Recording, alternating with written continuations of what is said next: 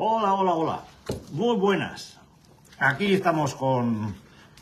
Como veis, hoy también tengo público aquí al amigo Melenas, que tiene mal de amores, porque tiene a la novia de alta y el hombre pues está que está triste. Tiene una miradita triste el pobre. En fin, qué cosas pasan. Bueno, pues seguiremos con las trampas, con los niveles profundos de la adicción, intentando que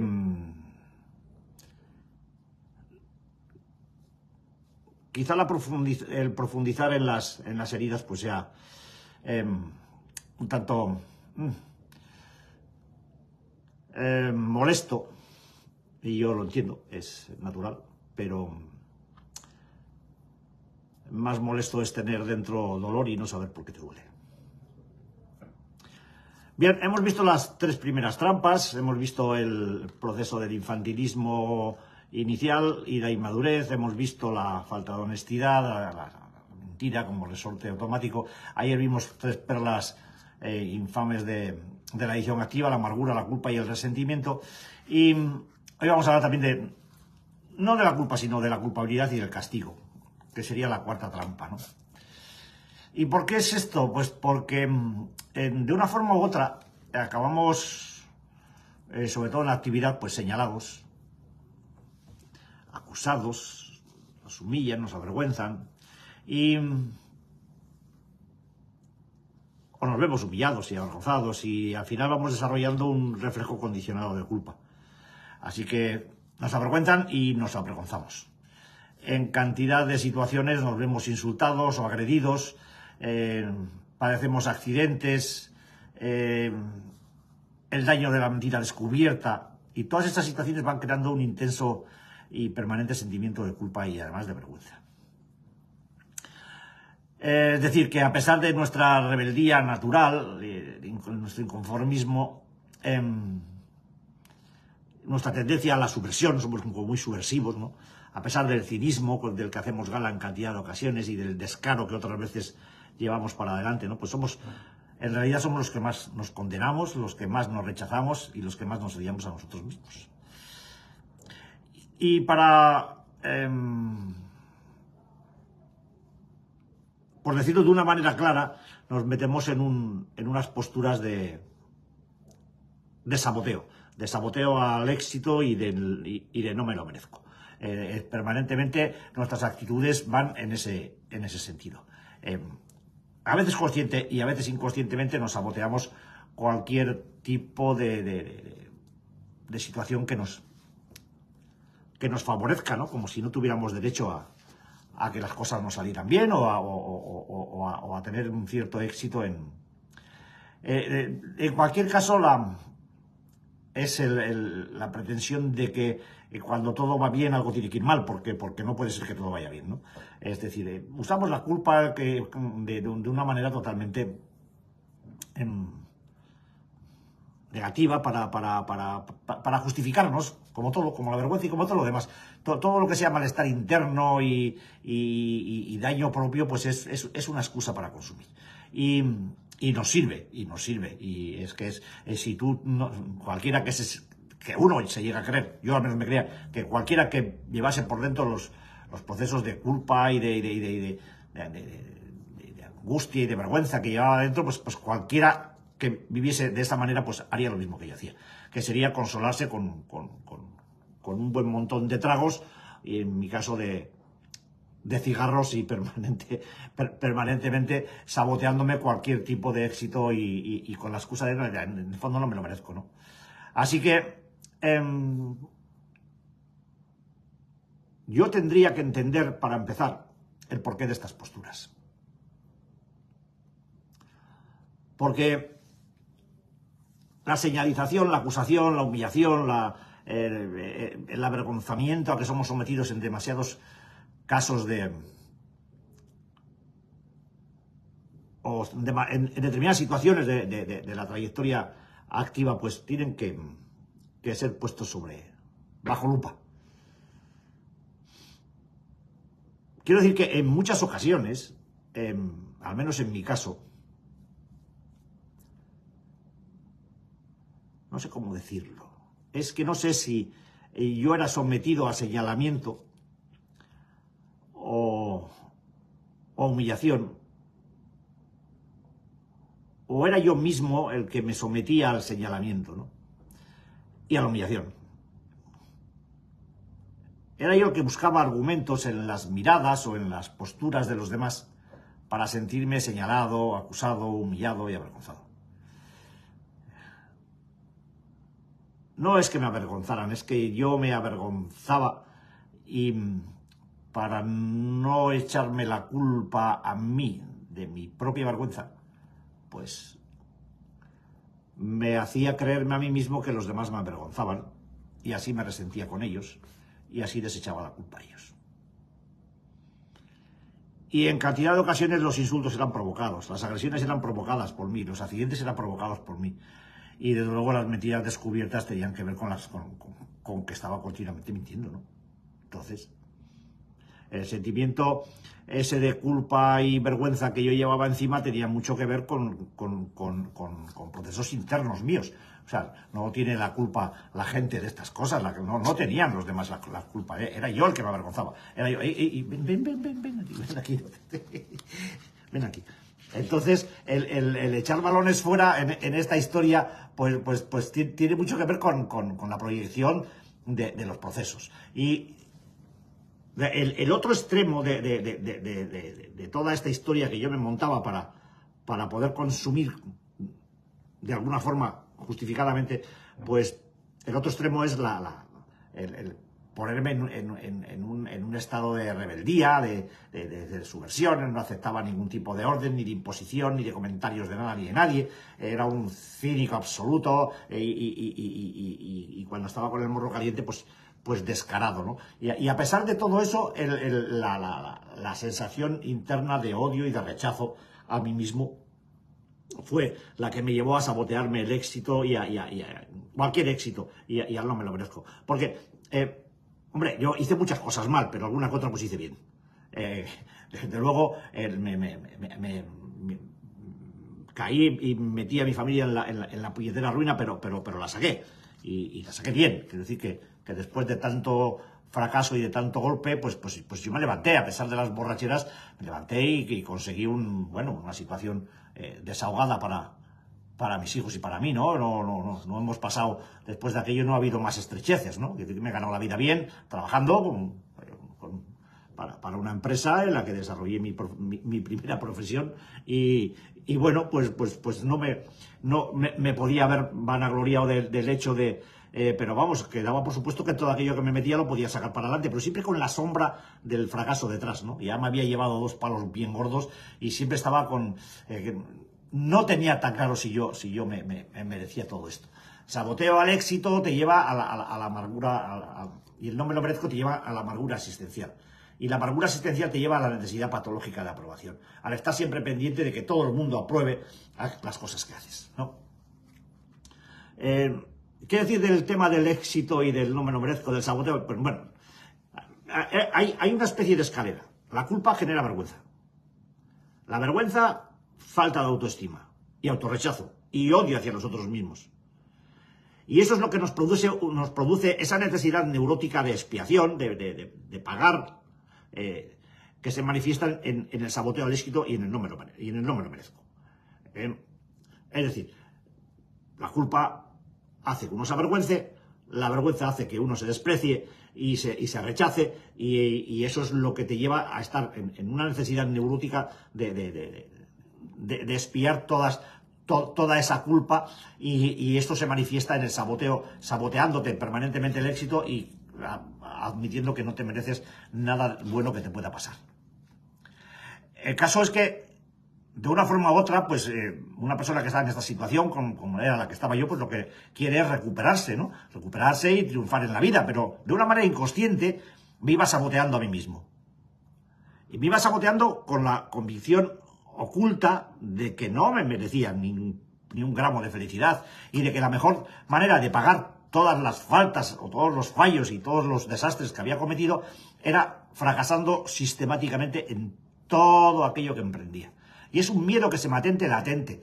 El miedo actual ahora es a fallar en las terapias, el miedo ahora a fallar con la gente, en que la gente no enganche o no salga adelante. El miedo ahora es ponerme delante de gente a hacer una charla, una conferencia o lo que sea y fracasar, ¿no? Y siempre con esa sensación oculta de si yo me merezco esas muestras de afecto que a veces en algunos sitios se me brindan, ¿no? Porque sigo atado al pasado y a mis culpas y a la vergüenza y a sentirme menos que los demás.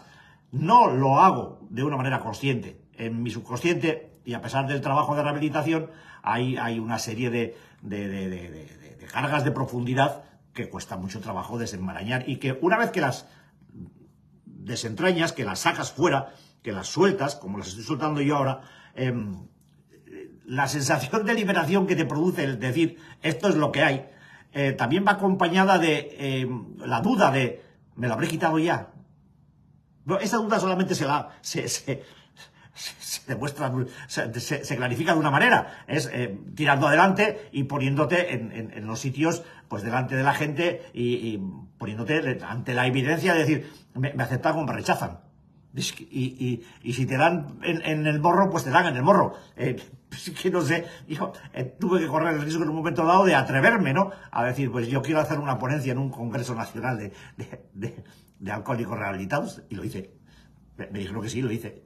Y estaba aterrorizado, pero lo hice. Y podía haber salido tan mal como bien salió. Pero bueno, pues no sé, tenía ese balancín en el que estás con una buena, porque son, bueno, años y estudios y de para aquí, para allá, y dices, en el haber, y luego el miedo patológico, el miedo latente, la inseguridad, el saboteo al éxito, que está permanentemente ahí debajo de todo eso, subyaciendo como esperándote, como una zarpa de fiera preparada para darte un viaje y ponerte del revés, ¿no? Pero bueno, que tenga ese miedo o esa duda no va a hacer que no me enfrente a las cosas y que las supere. Entonces, que mi pasado sigue ahí que en algunos aspectos, a pesar de haberlo inventariado y haberlo puesto claro. Hombre, pues las cosas no se borran de una manera definitiva. Hay cosas que las heridas, las cicatrices se quedan. La herida puede estar cerrada, pero la cicatriz está. Y la cicatriz te recuerda que hay una herida. Eso es inevitable. Y yo tengo muchas cicatrices, tengo muchas heridas y a veces pues me duelen. Porque, digamos que vivo en un clima muy húmedo y los cambios de tiempo, pues ya sabéis. En fin, que ya me entendéis, Entonces, como de estas perlas que tienen que ver con la culpabilidad y el castigo, que son el saboteo al éxito y no me lo merezco, la amargura existencial y la necesidad patológica, la primera de ellas para mí desde luego es el saboteo al éxito y el no me lo merezco, porque llevan a mucha gente de nuevo a la botella y al papelito de polvos blancos, ¿no? O al juego, el creer que uno no merece estar ya pues estabilizado, ¿no? Estabilizado de una manera clara, viviendo con una cierta... ¿Qué coño con una cierta? Viviendo con dignidad. El segundo punto de esta historia, como digo, es la amargura existencial. Y es que también partimos de la misma base, que la culpa genera amargura existencial y además depresión. Y es llevado por esta amargura existencial que nace de la culpa y por la depresión, uno empieza a buscar culpables y a situarse como víctima.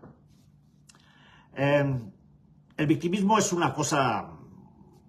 Es mala, pero es una herramienta de manipulación.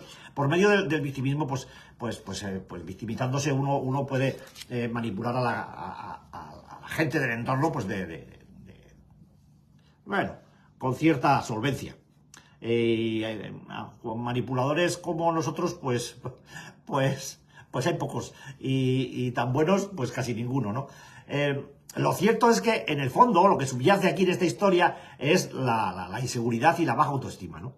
Y uno cae en una especie de círculo vicioso de culpa, vergüenza, autodestrucción y necesidad neurótica de expiación, de pagar, expiar, pagar nuestros pecados, ¿no? Pagar nuestras culpas. es un círculo vicioso del que uno, pues en el que uno se puede mantener durante los restos, hasta el fin de sus días. Y esto es una borrachera seca. Estar viviendo esta situación sin consumir es lo que nosotros conocemos como borrachera seca. ¿Vale? Tienes todos los parámetros de la adicción activa, solo te falta ya el consumo. Y lógicamente, cuando uno está en esta situación de malestar adictivo, entre la culpa, la vergüenza, la autodestrucción y la necesidad neurótica de pagar culpas, pues al final acabas consolándote con lo que sea. Y si no te agarras a una cosa, te agarras a otra, ¿eh? A veces puede ser un volver a retomar tu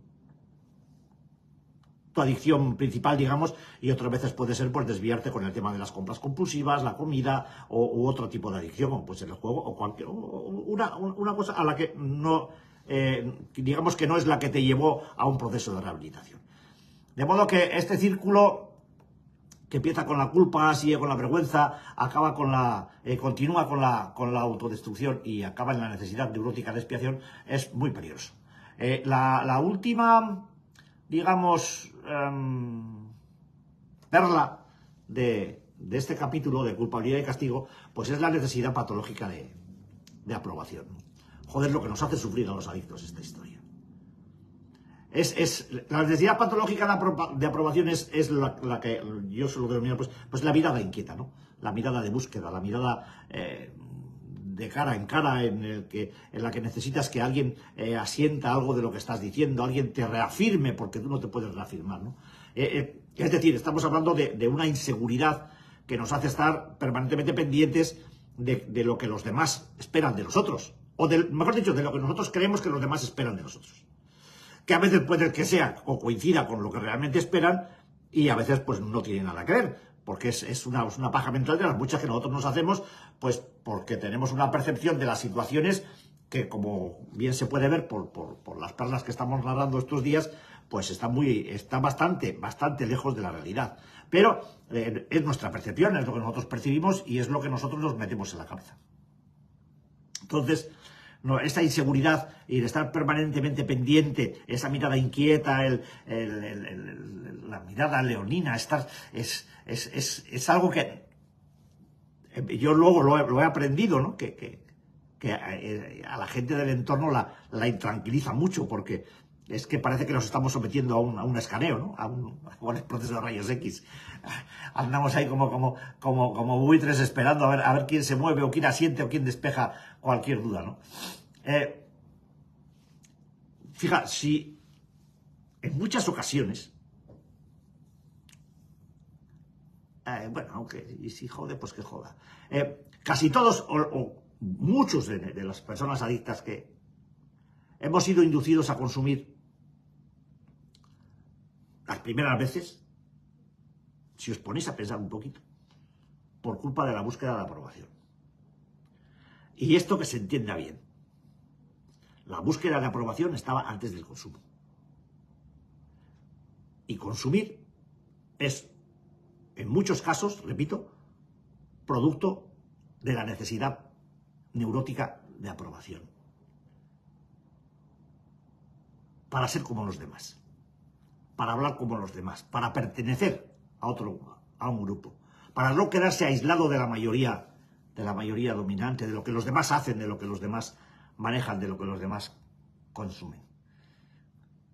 Y aunque te aproximes o te acerques a la sustancia con una cierta prevención, con un cierto miedo, pues porque a lo mejor en tu subconsciente tienes los impactos en mi caso, pues claro, yo cuando empecé todavía era un monigote que no me enteraba de lo que había, pero claro, yo tenía unos antecedentes de alcoholismo con las personas que vivían conmigo, pues que era de manual, ¿no? Y con los que no vivían conmigo también. Mi padre, pues no, yo a mi padre lo conocí con 34, 35 años, ¿no? Después lo conocí de pequeño, pero luego lo perdí a los 8 años y hasta los 35 no fui a buscarle a verle. Y fui a buscarle. Y me estaba esperando, borracho. Y me emborraché con él.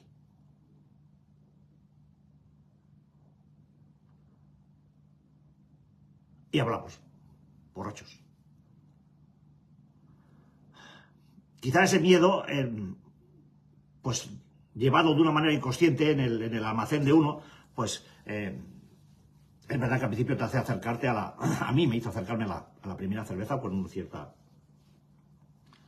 precaución. Con el tabaco no, con el tabaco fue algo deseado, ansiado. Yo estaba deseando fumar. Pero el alcohol lo hice con pies de plomo, es verdad. Empecé una cervecita, así muy tonta. Pero obviamente, con mi genética, el efecto que produjo en mí, pues fue de... Hostia, aquello fue de traca. Yo me fui para arriba ya de una manera, vamos, desaparecieron mis inseguridades, desaparecieron mis miedos y a partir de ahí, pues eso, de ya, es lo que decía el otro día, ya ese punto en el que uno ya le importa una mierda si los demás aprueban o no aprueban, si necesitas, llega un momento que no necesitas la aprobación, ya te la pasas por el forro de los mismísimos. O sea, eso era lo que a mí me gustaba de la borrachera, ¿no? El no necesitar que nadie aprobara o que me pasase por el arco del triunfo todo lo que los demás pensaran de mí. Porque me sentía libre en ese momento. Y lo demás era estar sujeto con cadenas a la necesidad de aprobación, a hacer lo que los demás esperaban que yo hiciera, ¿no? Y esto va desde la primera vez que uno se mete en un proceso de consumo, pues porque todo el mundo consume, es que todo el mundo lo hace. ¿Cómo no vas a fumar? Pues si fuma todo el mundo. O sea, ¿cómo no ibas a beber si todo el mundo bebía? ¿Cómo? Si con 12 años estábamos en los bares con la gente de 40 y todo el mundo de vez en cuando te invitaban. Y claro, no podías invitar porque a lo mejor no tenías para hacerlo, pero es verdad que te sacaban alguna cerveza y yo lo sé, yo no me he bebido una cerveza a poquitos nunca, siempre fue pim pam, y yo sé que eso a muchos les llamaba la atención y disfrutaban viéndome beber. Antes de que yo empezara a beber con fundamento, entre comillas, en el primer sitio donde yo trabajé, cuando dejé el colegio, los estudios, pues eran los tiempos en los que aquí empezaba la movida político-sindical y demás, y claro, a los chavalillos que empezábamos con 17 años, pues eso, pues los que estaban ya en esos procesos de clandestinidad y esto y lo otro, nos echaban mano enseguida para ver por dónde nos podían sujetar. Y ahí recuerdo que empezaban las asambleas, y aquí hacíamos las asambleas en unas sociedades gastronómicas. Y recuerdo que la primera vez que yo asistí a una asamblea de esas, porque queríamos un aumento de sueldo, pues me dijo uno que era un auténtico cabronazo, malo y perro como él solo. Fíjate en este, ya verás cómo apura los vasos Claro, en la sociedad aquí pues hay alcohol, pues bueno, pues a precio, digamos, más asequible que en los bares, todo es más. Y es verdad que el hombre bebía de una manera, se llenaba los vasos de tinto y se los metía de un trago, ¿no? Y yo miraba aquello desde, pues eso, con 16, 17 años. Y yo estaba, ¡hostia! A mí no me asustaba cómo bebía aquel tío. Yo quería beber cómo bebía él. Porque los tíos para mí tienen que beber así, coger un vaso y ya toma dentro, a tomar por saco. Y aquella manera de beber, claro, yo ya había tomado mis primeras cervezas y a mí me gustaba muchísimo beber, yo disfrutaba de una manera. Claro, yo me cortaba porque siempre, es verdad, lo he dicho muchas veces, he sido un bebedor de freno de mano echado. Siempre he intentado guardar las apariencias, pero yo quería beber como aquel tío. Por eso me daba envidia, como luego me dieron envidia los borrachos de mi pueblo. Pues porque yo, en el fondo, yo quería ser un descarado como aquellos, pero no tenía cojones. ¿Por qué no tenía cojones? Porque mi necesidad de aprobación era brutal. Era un tío miedoso, asustado, que estaba siempre pendiente de hacer cosas que les gustasen a los otros, ¿no? Entonces, cuando, por lo que sea, esto va evolucionando y uno empieza a beber pues por pertenecer y al final acaba bebiendo y sin pertenecer, porque al final te quedas solo, te quedas totalmente desestructurado en cuestión de amigos y demás. Yo no tengo ningún amigo fuera del entorno de la rehabilitación, ni los quiero, si cae alguno, pues que caiga. Quitando a un compañero que seguimos guardando una amistad profunda desde tiempos desde la mili, pues que estuvimos juntos, pues el resto me la refanfinflan. Los que tengo son del entorno de la rehabilitación y muy buenos además. Entonces, no tiene nada que ver con lo que estoy hablando, pero cuando yo empecé con esta historia de necesidad neurótica de aprobación, yo lo veía, ¿no? Veía que cuando no hacía lo que los demás esperaban de mí, pues me sentía culpable. Sentía miedo y sobre todo miedo a ser repudiado, a que me dejaran de lado, ¿no? Y además inseguridad. Y pues me parece que en la búsqueda de día ya conté el caso de lo que me solía ocurrir, ¿no? Porque yo me desenvolvía entre la necesidad neurótica de aprobación y la rebeldía de mi necesidad de independencia, de soledad. He sido siempre una persona solitaria, ya me lo habéis oído muchas veces, y mi tendencia es al aislamiento y a la soledad. Me gusta estar solo y estoy muy a gusto cuando estoy solo, pero a la vez necesitaba la aprobación, ¿no? Ya os he contado en alguna ocasión como yo, por esas edades también, 16, 17 años, me iba solo por las mañanas con mi mochila al monte. Aquí el monte es el monte, y me pasaba el día por ahí solo por los bosques con un transistor y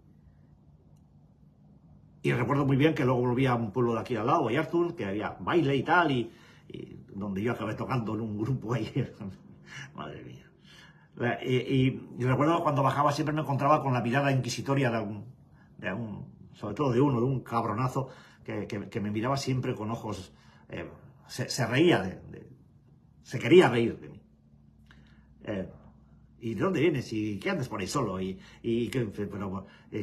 manías tienes, no? Era un tío invasivo, ¿no? Pues, ¿a ti qué cojones te importa de dónde vengo yo? Ni qué hago, ni por qué me voy solo, ni si me gusta estar solo, ¿no? o me deja de gustar, ¿no? Pero a la vez, era un tío que rechazaba todo lo que yo hacía, pero tenía que tenerme ahí como una especie de muñeco de pim pam pum en el que sacudir, y yo no me dejaba sacudir.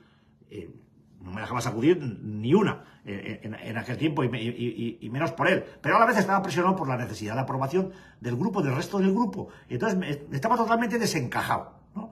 Y es el miedo ese a ser repudiado, a no pertenecer, a quedarte sin lo que aquí llamamos cuadrilla, ¿no? Pues, ¿qué hace una persona sin cuadrilla? Me gustaba estar solo, pero también quería tener un sitio un grupo de gente al que acudir cuando quería tener compañía, ¿no? O cuando necesitaba estar en compañía. Y era una contradicción con patas. Yo entiendo que no entendéis ni una palabra de todo esto, porque yo muchas veces no lo entiendo. Lo que sí sé es que esa necesidad neurótica de aprobación sigue aún cuando uno deja de consumir. Y en los grupos, en las terapias, pues se nota mucho, ¿no? Hasta que uno empieza a adquirir independencia y a tener claras sus posturas y a mantenerse sobre sus razones y sus valores, ¿no? Claro, pues es un proceso de rehabilitación y de eso se trata, de quitarse todo esto de encima y poder desembarazarse de ello. Pero, repito, las heridas, las cicatrices, se quedan. La clave de solución de esta tara, en este caso, pues es la aceptación y la responsabilidad. Si uno no acepta sin reservas esta enfermedad, con todo lo que conlleva, y todo lo que conlleva es todo esto que estamos hablando, no se va a liberar de la culpa. No se puede librar de la culpa. Y si no te libras de la culpa, el pasado se mantendrá siempre vivo. La liberación de esa dualidad que es vicio-culpa solo es posible desde una aceptación responsable, desde una aceptación real. Es decir, cuando uno asume su propia responsabilidad para utilizar los medios que se le están proporcionando para atajar la enfermedad. En vez de echar balones fuera y cubrirse pues detrás de las palabras, detrás de lo que sea. O sea, aceptación responsable quiere decir, doy un paso adelante y voy a coger lo que me pertenece. Porque además la culpabilidad es, de hecho, el reverso de la medalla del orgullo. Eso ya lo dijo un tal Bill Wilson hace mucho tiempo, ¿no? Es el reverso de la medalla del orgullo. Y además, la culpabilidad nos lleva a la autodestrucción, a la propia destrucción. Y el orgullo, a la destrucción de otros. Así que, bueno, un poco apretado hoy, un poco denso. Coco, mira la tele, mira. Mira, Nico, mira, allí en la tele, a la tele. Bueno, pues que esta es un poco de traca, pero bueno, la siguiente es más suave. La siguiente trampa es el egocentrismo y la autosuficiencia. La base es más suave.